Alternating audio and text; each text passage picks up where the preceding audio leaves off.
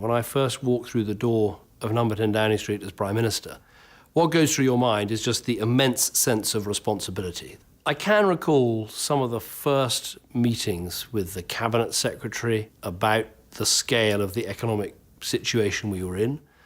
But I think the most telling story of the time is the Treasury Minister who got to his desk and found a note on it from a Labour politician saying, sort of half-jokingly, "I'm sorry, but the money's all gone." Well, what we inherited from Labour wasn't just this massive deficit. It was just the sense that things were wrong, that people who worked hard, who put in, who wanted to do the right thing, weren't getting anything back. And yet the people who hadn't done the right thing were getting rewarded. And that really needed to change. In terms of what we've achieved, I'd say we've made a good start. We've got the deficit down by a quarter.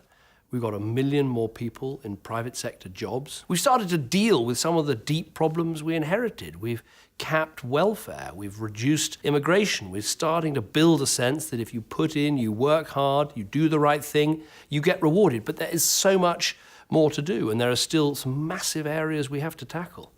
We're in a global race. We're competing against these new rising countries in the south and the east of our world, like China and India. Now, I want Britain to be a success story. Some people want to abandon the course we're on, and I profoundly think they're wrong. They're offering easy answers. And if there was an easy answer, if there was some way out of this that was just borrow more money, cut this tax, make that change, if there was an easier way out, of course, I'd take it. You're not Prime Minister to be the good guy or the bad guy, to be the popular guy or the friendly guy. You're there to be the guy that gets the job done. And that's what people want you to do.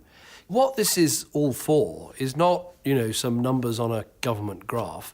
It's actually about helping people to get on, to make what they can of their lives. It's to help that person get the first apprenticeship, the first job, to help them when they get married to have a decent home, to save for their retirement, to make something of their lives. That's what it's all about. It's not numbers, it's people.